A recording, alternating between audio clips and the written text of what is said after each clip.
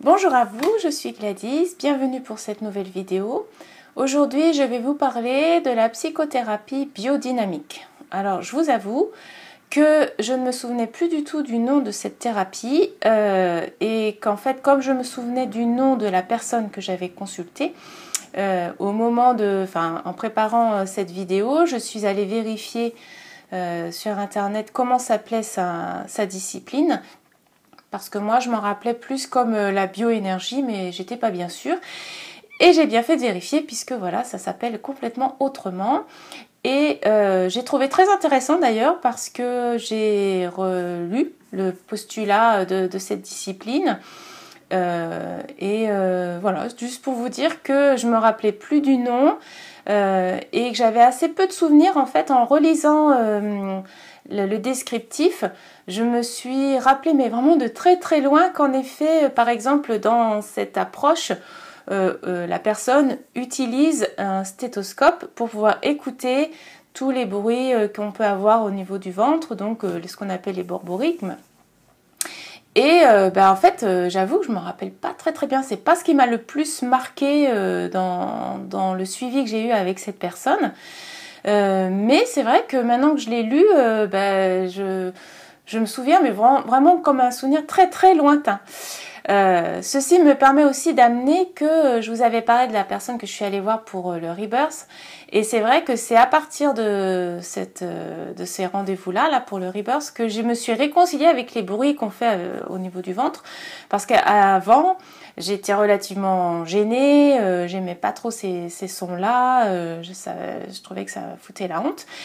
Et en fait, je me rappelle, la personne que j'avais été voir pour le Rebirth m'avait dit quand elle avait fait, au niveau des respirations et tout ça, que quand mon ventre avait commencé à faire des bruits, et elle m'avait dit c'est bon signe, ça veut dire que ça recommence à circuler. Et c'est vrai que depuis, j'avais gardé ça en tête, mais que depuis, dans d'autres disciplines, c'est quelque chose qu'on m'a redit.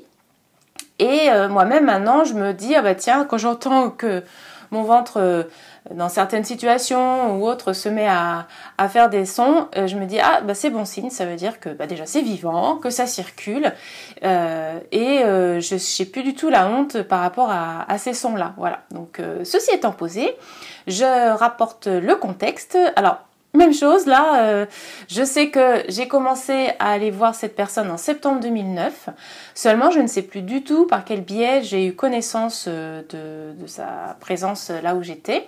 Je ne sais pas si c'est par exemple une annonce que j'aurais vue à la Biocoop locale, je ne sais pas si c'est moi qui ai fait des recherches et qui ai trouvé ce contact, ou si c'est la personne avec qui je vivais à l'époque qui m'en avait parlé. Moi, j'ai aucun souvenir. En tout cas, voilà. Donc, je suis allée la voir à partir de septembre 2009. Et donc, on a fait un suivi pendant 2 ans, de septembre 2009 à septembre 2011. J'ai pas vraiment de choses remarquables à faire ressortir par rapport à ce qu'on a travaillé ensemble.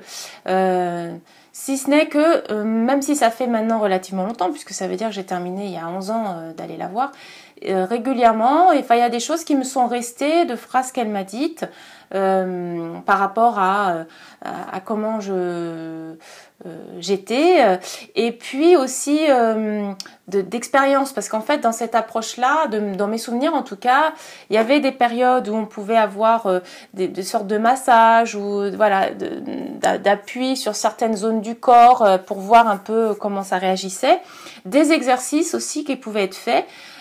Et puis pas forcément sur la table allongée, ça pouvait être, je me rappelle d'une fois avec des coussins pour pouvoir faire des mises en situation, ce qu'on peut retrouver dans d'autres approches. Et donc voilà, par moments, elle me parlait aussi de couleurs, voilà, elle percevait des choses. Donc je ne sais pas si ça fait partie de la discipline ou si c'était un don qu'elle avait elle, mais donc elle percevait des couleurs ou de certaines énergies, des formes de douceur, des choses à aller explorer. Et cette technique-là aussi parle de sortes de cuirasses, je crois, ou d'armure, par rapport aux muscles justement et à d'autres endroits dans le corps qui permettent de voir un peu ce qui a été emmagasiné avec le temps et surtout durant l'enfance. Alors, moi, le bilan que je vais en faire, il est plutôt positif. Déjà, je me rappelle très bien de la personne. J'en ai un excellent souvenir. Je me rappelle aussi que ma sœur m'avait proposé de faire d'autres approches dont je vous parlerai prochainement. Et qu'à l'époque, j'avais dit « Oh, mais non, j'ai pas besoin. Là, ça me va très bien. Je suis quelqu'un. » Et ce que ça m'apporte me convient. Donc, je me rappelle que ça me convenait, même si je ne me rappelle pas spécialement en détail des séances et de ce que ça m'a apporté. Et même si aussi, je ne suis pas... Enfin, en relisant le postulat, je vois sur quoi ça travaille et ce que ça pouvait amener. Et de fait, je me suis rendu compte que c'était pas ce que ça avait réussi à libérer en ce qui me concernait. Mais en tout cas, j'avais un soutien régulier. Hein, c'était des séances, alors peut-être toutes les semaines, maximum, je pense tous les 15 jours. Au niveau du bilan aussi, en fait... J'ai eu des séances avec elle, surtout en individuel, mais on a fait aussi quelques séances en couple, puisque en fait, mon compagnon de l'époque allait aussi la voir. Peut-être plus sporadiquement, enfin bon, je ne sais plus trop. En tout cas, de souvenirs, les séances individuelles avaient beaucoup plus de sens pour moi que les séances en couple.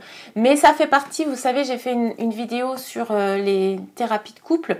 Ben là, en fait, le fait qu'on soit les deux à aller la voir, chez moi, ça générait aussi une sorte de... pas de méfiance, mais de fermeture, parce qu'il y avait ce côté de penser que... c'était pas complètement neutre, que comme on est humain, il y avait forcément d'une certaine manière des partis pris qui pouvaient être faits, et que du coup je me sentais pas aussi libre que je l'aurais souhaité peut-être pour pouvoir dire vraiment ce que je vivais ou ce que je ressentais. Et d'ailleurs, une fois dans une des séances de couple où je suis arrivée avec une colère immense, et ben justement, en fait, c'est pas forcément ma colère qui a été accueillie, mais plutôt la détresse de mon compagnon dans cette séance de couple. Et j'avais pris ça très mal en fait, parce que justement, la colère est une émotion qui est assez mal perçue dans notre société, en tout cas nous, ici les Occidentaux, et c'est très difficile de trouver quelqu'un qui soit capable d'être le contenant, de pouvoir accueillir. Et là, pour le coup, ça n'avait pas été accueilli et ça avait même fait que grossir ma colère. Donc voilà, j'ai ce souvenir-là, et malgré ça, hein, je reste sur un souvenir positif, sur un bilan positif de cette approche. C'est juste que, en tout cas pour moi, c'est mieux de pouvoir bien séparer les deux, c'est-à-dire une séance, si on fait une thérapie de couple, on a une personne spécifiquement pour ça, et si on fait une séance en individuel, on a une personne spécifiquement pour ça qui ne voit pas tous les membres de la famille, parce qu'on est pour eux. Je pense pas qu'un thérapeute soit une machine et que ça reste une personne humaine. Donc il y a des influences qui se posent et selon moi, ça peut être gênant. Bon voilà, donc si vous êtes curieux, vous pouvez aller sur internet, hein, vous trouverez les informations sur cette approche, donc la psychologie biodynamique, et sur des thérapeutes, hein, vous avez un annuaire. Voilà, en tout cas en relisant le postulat, ça m'a donné presque envie de retenter en ayant maintenant la conscience de ce que ça travaille, même si pour le moment je suis sur d'autres approches dont je vous reparlerai dans quelques temps. Voilà, et je vous remercie pour votre attention, pour votre présence aussi. Je vous souhaite une excellente journée et je vous dis à bientôt pour de prochaines aventures.